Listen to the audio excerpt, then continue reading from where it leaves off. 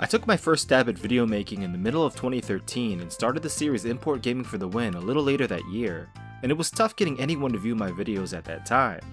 Well, it's still tough even today, but I'd be lying if I said it wasn't a bit easier now that I have somewhat of a foot in the door of the YouTube retro gaming sphere. I've been very lucky to have met so many people through this hobby that have helped and motivated me to grow and improve, and who make the time and effort I put into it satisfying and worthwhile. And while I'm still a nobody, I'm extremely grateful for all the support over the years. Whenever I can, I try to give a bit of a spotlight to others with what little influence I have through my videos, which don't seem to really make much of a difference, unfortunately.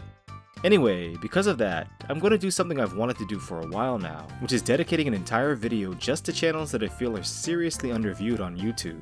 With 5 channels under 1,000 subs that, if you enjoy what I do, you'd probably enjoy their stuff as well. The first channel featured on this list is one which baffles me as to how it doesn't have more of a following. At the time of this recording, it only has a little over 100 subs, which is definitely not a reflection of the quality of its uploads. Space Asylum Gaming in Space is a channel run by 2 friends that focuses on the criminally underappreciated PlayStation Vita, a system that is pretty much dead in all regions outside of Japan, so naturally they cover a lot of imports there. There are unboxings and other videos that I would describe as borderline experimental, but of course, there are reviews as well, which is the bread and butter of the channel. I'm sure by now you've noticed the presentation of their videos, which is excellent and done in a highly stylized vaporwave aesthetic, whatever the hell that means, and I'm continuously impressed by the visuals in addition to the content of each video they put out. You won't find any of those fancy pants graphics on Import Gaming for the Win, that's for sure. To start things off, I'd recommend Space Asylum's Bullet Girls review, which is pretty humorous and informational, and was actually meant to be part of a collaboration with myself, until things fell apart, as they tend to do. If you've been following the development of the Henshin engine game that was kickstarted for the PC Engine and other platforms, you're most likely familiar with the creator of the game and the webcomic it's based on, a fellow going by the handle of Sarumaru. He was nice enough to send me a demo and care package quite a while back. Anyway, he has a YouTube channel, Retro Japan, which has kept backers and those interested in the progress of the game informed, but that's not the only kind of content that he hosts there. The bulk of his uploads share a similar theme with my own channel, which is Japanese video games. There are reviews, pickups, travel videos, all stuff about gaming in the land of the rising sun. You know, things you're most likely into if you're here on my channel. One thing that Sarumaru has over me, however, is that he just looks like a lovable teddy bear, and I definitely do not. So go over there, give him a sub, give him a hug, and hope he doesn't react like a real bear would and rip your face off if you try to get close. Ooh, it's a lady, and one who does cosplay at that. Good lord. Well, that's fine and dandy, but she's not as cute as me, so what's the draw for you? Zuvi-nyan here might be a prolific cosplayer with a seemingly endless supply of colorful hair dye and wigs, but she's also big into gaming. Japanese retro and modern gaming, to be more precise. She's a Japanese girl who's lived in Japan, Mexico, and now currently resides in the US. And as you can guess, that gives her a pretty unique perspective compared to all the other weebs who talk about Japanese video games on the net.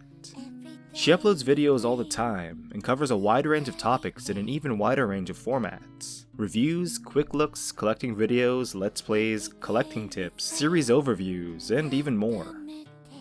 There's a lot of stuff to look through, but they're always interesting. And nearly all the weird games she's talked about on the PS1 and 2 are titles I plan on covering for years, so if you like my taste in games, you'd probably like hers as well. Check out her YouTube channel, and if you're at work and want to get fired, check out her Instagram page too. Tritonus Raven is a guy who lives in Japan and does a lot of unboxings and pickup videos, coverage of gaming and nerd culture events. I'm dead inside. Gaming store tours and the like. Basically, the reason I bring up his channel is because I work with him, and our boss is crazy and put all of his eggs in the VidMe basket and doesn't want his employees using or uploading to YouTube, so if I didn't give him a shout out here, he'd probably let the big guy know and I'd either be out of a job or forced to shut down Import Gaming for the Win, so if you care about this channel or me in any way, please give this fellow a sub. Okay, I'm just kidding about that last part. But I would say to check out his videos, which are filmed and edited well, and give you a rare glimpse into some of the more interesting gaming events and gaming related places in Japan. Also, he mostly never talks during the videos, so that's a plus for all the people who tell me they like my content but hate my annoying voice. And with Tritonus's videos, you can enjoy the visuals accompanied by some nice music, and get your Import Gaming asthma fix at the same time. The very last person on this list is a guy who holds a special place in my heart as my fake Hawaiian brother and dear friend and punching bag, Andrew Hayden of Retro Island Gaming. It might be surprising to hear, but I actually don't watch much gaming videos online. But no horseshit, Andrew's channel is one of my favorites. He puts a lot of time and effort into his videos, and it shows. They're some of the best out there. They're not so much reviews, but rather long and detailed retrospectives, similar to what I put out, I guess. As someone who runs a DOS-based gaming channel, he mostly talks about the PC classics from yesteryear, but he's also a fan of JRPGs and has been known to talk about those as well. While this man worships at my altar with unfaltering devotion, truth be told, he's inspired me in a few ways, and his on-location filming is the reason why I've done the same for Import Gaming for the Win since moving back to Japan.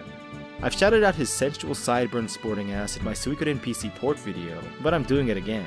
He's so close to crossing the 1,000 sub border, so I hope this helps him out. Build bridges, not walls, or something? I think that if he had more people viewing his videos, he'd be motivated to work on new ones more often, and that can only be a good thing. Well, there you go. Some quality channels that I hope you'll go check out, and if you like what you see, I hope you'll subscribe to them too. I have a feeling that if you enjoy Import Gaming for the Win, you'll end up doing the latter. I think I'll put out another video like this sometime again with channels under 5,000 subs, maybe after I break 10,000 myself, which will probably take a while. Anyway, thanks for watching, and I'll get to work on the next episode of Import Gaming for the Win. In the meantime, this is Jimmy Hapa. Enjoy these 5 channels and take care.